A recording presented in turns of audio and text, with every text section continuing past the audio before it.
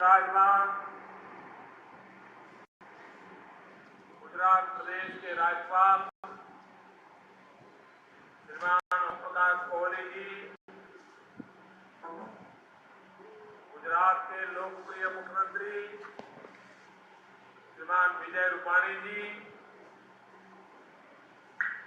केंद्र सरकार में मेरे साथी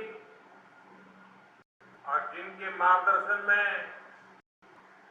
आज वडोदरा को आधुनिक एयरपोर्ट मिला है, ऐसे श्रीमान अशोक गजपति राजू जी, केंद्र में मेरे मंत्रिपरिषद के साथी और इस देश के दलित, पीड़ित, शोषित, वंचितों की चिंता करने वाले श्रीमान थावरचंद जी गहलोत, श्री रामदास आठवले, श्री कृष्णपाल जी गुर्जर, इसी धरती के संतान, आदिवासियों की सेवा में अपना जीवन खपाने वाले केंद्र में मेरे मंत्रिपरिषद के साथी श्री जसवंत सिंह जी भाभोर, मंत्री श्री विजय सांपलानी, मंत्री श्री मनसुख भाई मांडविया, गुजरात के उप मुख्यमंत्री श्रीमान नितिन भाई पटेल, श्री रमण भाई, श्री आत्माराम भाई, श्री प्रदीप सिंह, श्री राजेंद्र त्रिवेदी, सांसद मनसुख भाई वसावा, रंजन भाई भट्ट, राम सिंह राठवा, गुजरात प्रदेश भारतीय जनता पार्टी के युवा अध्यक्ष श्रीमान जीतू भाई वाघाणी, वडोदरा के मेयर श्री भरत भाई डागर, विधायक श्री सतीश भाई, बालकृष्ण भाई, बहुत बड़ी लंबी सूची है, मैं सबके नाम नहीं बोल रहा हूं, और विशाल संख्या में पधारे हुए प्यारे भाइयों और बहनों,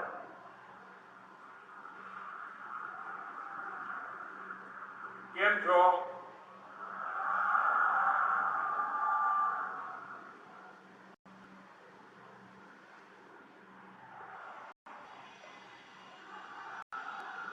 આજે વડોદરા એના ફૂલ મિજાજમાં છે.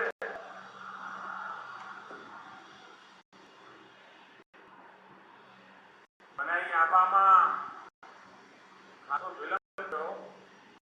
એનું કારણ હું મોડો નહોતો આવ્યો, પણ એરપોર્ટ થી અહીં સુધી આખું વડોદરા રોડ પર હતું.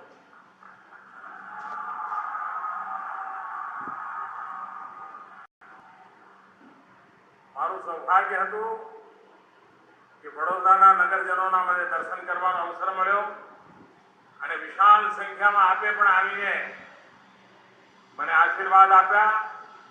એ બદલ હું આપ સૌનો હૃદયથી ખૂબ ખૂબ આભાર માનું છું.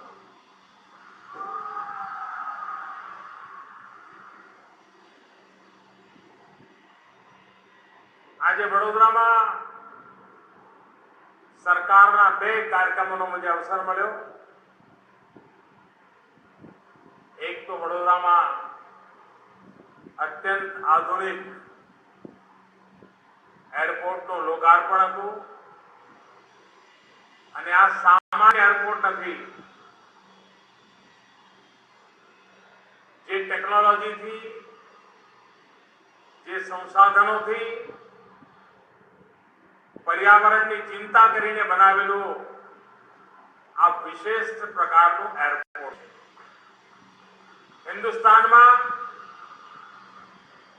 આવું એક એરપોર્ટ કેરળમાં બન્યું અને બીજું આજે વડોદરાની આંગણે લોકાર્પણ થયું.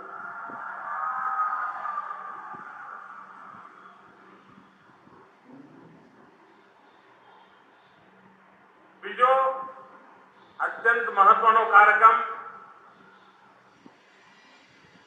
અને મારી સામે 5-7 કાર્યક્રમોના પ્રપોઝલ પડ્યા હોય તો સ્વભાવ પ્રમાણે હું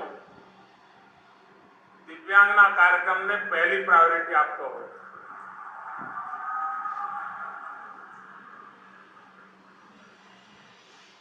કારણ કે આમ નિર્દોષ ભૂલકાઓને મળીએ,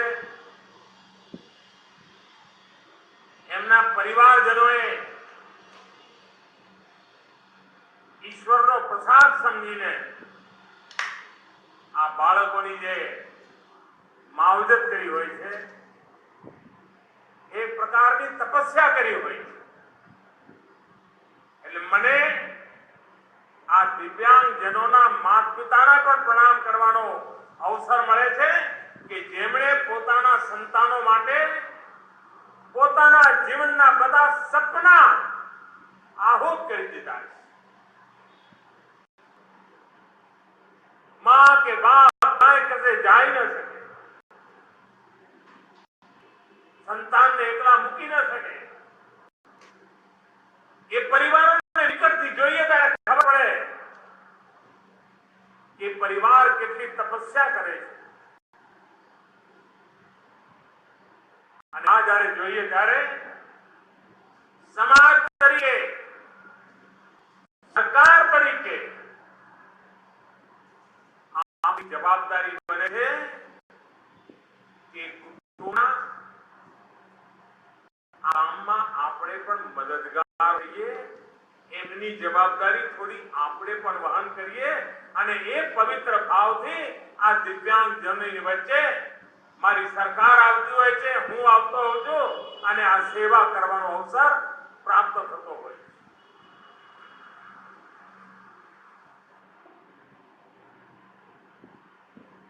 આની પાછળ મારા મનમાં એક ચોક્કસ ખ્યાલ છે.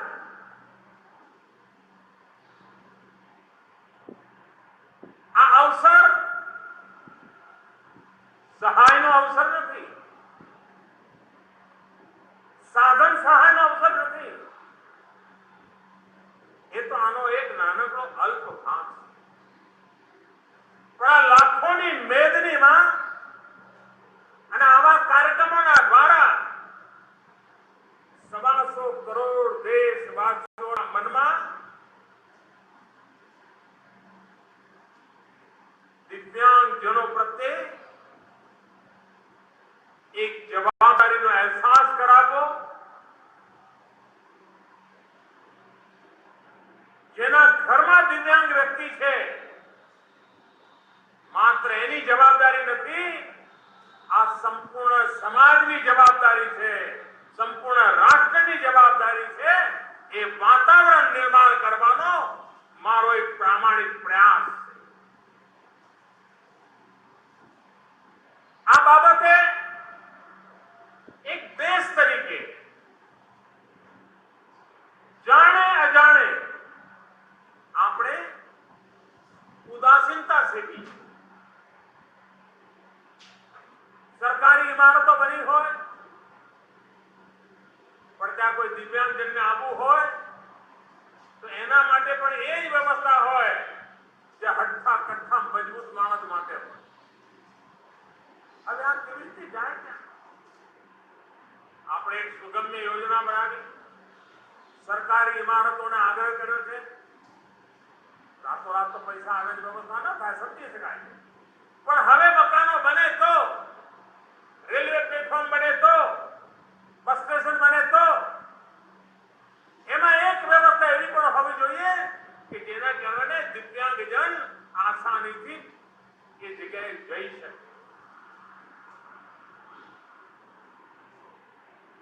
અને મારો અનુભવ કે છે કે લોકોને આમાં કોઈ વિરોધ નથી હોતો, કોઈ મુશ્કેલી નથી હોતી. એટલું જ કે સાહેબ પહેલા કોઈ ધ્યાન નહોતું દોર્યું, સારું થયું તમે ધ્યાન દોર્યું, અમે કરી દઈશું. હવે અમે રચના કરીશું. ધીરે ધીરે આપણે આ વાતાવરણ, શાળા હોય, કોલેજ હોય, અસ્પતાલ હોય, સરકારી દફતર હોય, સાર્વજનિક જગ્યા હોય,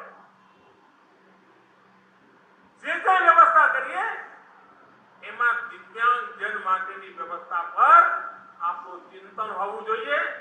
આર્કિટેક્ચર કોલેજને પણ ખબર હોવી જોઈએ કે એમના ત્યાંથી જે નવા આર્કિટેક્ચર તૈયાર થશે એમની ડિઝાઇનિંગની અંદર આ વ્યવસ્થા હશે. આ એક જન આંદોલન ઉભું કરવું પડે. અને જો આ જન આંદોલન આપણે ઉભું કરીએ તો અનેક વ્યવસ્થાઓ સહજ રીતે વિકસી શકતી. અને એક વાર માટે સમાજ આમ જોતો થાય ને, કોઈ દિવ્યાંગજન જતો હોય ને અઠ્ઠા કઠ્ઠા 5 જુવાને જરા બાજુમાં ઉભા રહી જાય, એને રસ્તો કરે ત્યારે એ સન્માનનો ભાવ અનુભવ હોય છે કે આ દેશ, આ સમાજ, આ મારા આસપાસના લોકો મારે માટે આટલા બધા જાગૃત છે.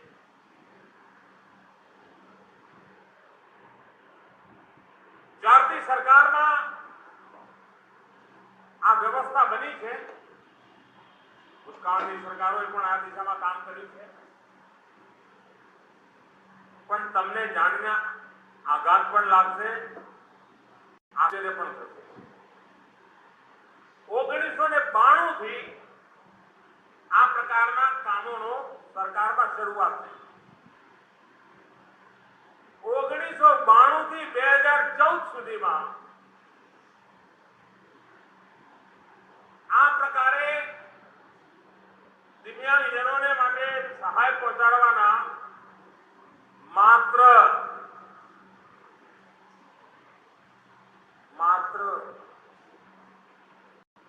56 કાર્યક્રમો થયા હતા. કેટલા યાદ લેવું છે તમને? કેટલા 2 વર્ષમાં આ સરકાર બન્યા પછી કેટલા થયા ગેહલોતજી?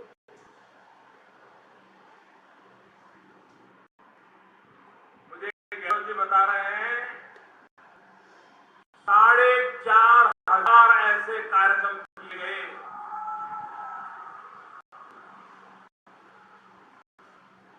यानी 92 से 2014 तक 56, और ये सरकार आने के बाद करीब 4,500 कार्यक्रम, और देश भर में से खोज करके अब तक 5.5 लाख दिव्यांगजनों को सीधी सहायता मुहैया करा दी गई है. सिर्फ योजना बनाना नहीं, सरकार के सभी अंग उपांग संवेदनशील हो. योजनाएं गरीब के घर, दलित के घर, शोषित के घर, पीड़ित के घर, वंचित के घर, उसके घर तक पहुंचे, इसके लिए भारत सरकार पूरी तरह आग्रही है, प्रयत्नशील है और परिणामकारी है.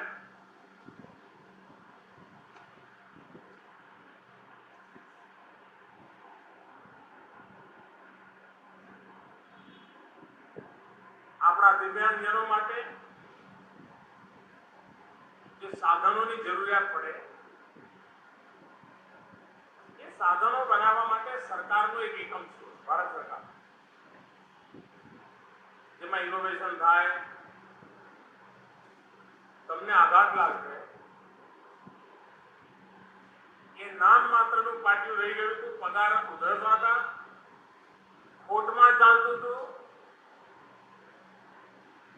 આ સરકારે એને પુનર્જીવિત કર્યું. અનેક નવા એન્જિનિયરોને ઇન્વાઇટ કર્યા ઇનોવેશન માટે કે આ દિવ્યાંગજનને આવી સાયકલ ન ફાવે, જરા જુદા પ્રકારની બનાવાય કે દિવ્યાંગજન માટે આવી વસ્તુ ડેવલપ કરી શકાય કે. અને જે ખાડે ગયેલી સંસ્થા હતી એમાં નવા ઇનોવેશન થયા, નવી વસ્તુઓ બનવા માંડી, અને આજે એ સંસ્થા પણ પ્રોફિટની સ્થિતિમાં લાવી દીધી. કારણ હવે ખૂબ સસ્તા ભાવે પરિવારમાં પણ કોઈને કંઈ ખરીદવું હોય તો ખરીદી શકે એવી એની વ્યવસ્થા છે. તમે જોયું હમણાં એક દિવ્યાંગજન જેના 2 પગ નથી, એને આ બનાવેલા બૂટ પહેરીને દોડી બતાવ્યું, ચાલી બતાવ્યું. એ મેક ઇન ઇન્ડિયા છે, આ દેશમાં બનેલી વસ્તુ. કહેવાનો તાત્પર્ય એ છે કે એક સરકાર તરીકે સમાજના આ વર્ગની પણ ચિંતા, એને પણ એટલી જ પ્રાથમિકતા, અને એનું પરિણામ છે કે આજે સમગ્ર ડિપાર્ટમેન્ટ ભારત સરકારમાં સેન્ટર સ્ટેજમાં આવી ગયો. નહીં તો આવા બધા ડિપાર્ટમેન્ટ માટે તો છાપાવાળા બધા પૂછે નહીં અમે ભાઈ આવો ડિપાર્ટમેન્ટ છે સરકારમાં આવો ડિપાર્ટમેન્ટ છે એવો કોના પડ્યો. દલિત, પીડિત, શોષિત, વંચિત, ઉપેક્ષિત, દિવ્યાંગજનો માટે આ સમગ્ર ડિપાર્ટમેન્ટને પ્રાણવાન બનાવવાનું પીડું આ સરકારે ઉઠાવ્યું છે અને 2 વર્ષના ટૂંકા ગાળામાં એ કરવામાં આપણે સફળ થયા. સરકાર કોઈ નિયમ કરે કે ભાઈ હવે સરકારમાં દિવ્યાંગજનોને પણ નોકરી મળશે, છાપામાં હેડલાઈન આવે, એકાદ તંત્રી લેખ પણ આવી જાય, સરકારની વાહવાહી થઈ જાય, બધા સરસ લાગે. પણ તમને જાણીને આગળ થશે ખાલી ભારત સરકારમાં આવ્યા પછી મેં જરા તપાસ કરાવી ભાઈ દિવ્યાંગજનો માટે સરકારમાં જગ્યા જેમાં ખાલી કેટલા પદ પડે જરા શોધી કાઢો તો. સરસરી નજરથી જોયું હતું, સરસરી નજર. હજુ તો બારી નહોતી જોઈ, હું શરૂઆતના દિવસોની વાત કરું છું. અહીં તમારે ત્યાંથી દિલ્હી ગયા પછીની વાત કરું. લગભગ 16,500 પદ જે દિવ્યાંગજનો માટે હતા એ ખાલી પડ્યા. મેં અમારા મંત્રીશ્રીના ડિપાર્ટમેન્ટને કહ્યું ભાઈ પહેલું કામ કરો આપણે આ ભરતી કરો. શહેર સરકારમાં આજે મારે સંતોષ સાથે કહેવું જોઈએ કે લગભગ 14,500 ની ભરતી પૂરી કરી દીધી અને એ રિક્ત સ્થાનો પર દિવ્યાંગજનોને કામ આપી દીધું. માત્ર આવા એક અવસર પર દિવ્યાંગજનોને સાધન સહાય નહીં. તમને આશ્ચર્ય થશે અહીંયા 2 બહેનો મારા ભાષણને દિવ્યાંગજનો માટે થઈને જે લોકો સાંભળી નથી શકતા એમના માટે જુદી જુદી નિશાની દ્વારા મારું ભાષણ સમજાવી રહી. પણ આપણો દેશ આવડો મોટો, તમે રાજકોટમાં કોઈ બેન ભણાવે આવી કરે તો જુદી રીતે કરે, મુંબઈમાં કરે તો બીજી રીતે કરે, દિલ્હીમાં કરે તો ત્રીજી રીતે કરે, કલકત્તામાં કરે તો ચોથી રીતે કરે. દરેક રાજ્યમાં પોતપોતાની નિશાનીઓ ડેવલપ થઈ છે. એટલે માની લો કે એક દિવ્યાંગજન જે સાંભળી નથી શકતો એને અમદાવાદમાં કેવી રીતે નિશાની થાય છે ખબર હોય, એ જો મુંબઈ જાય તો નિશાની જુદી હોય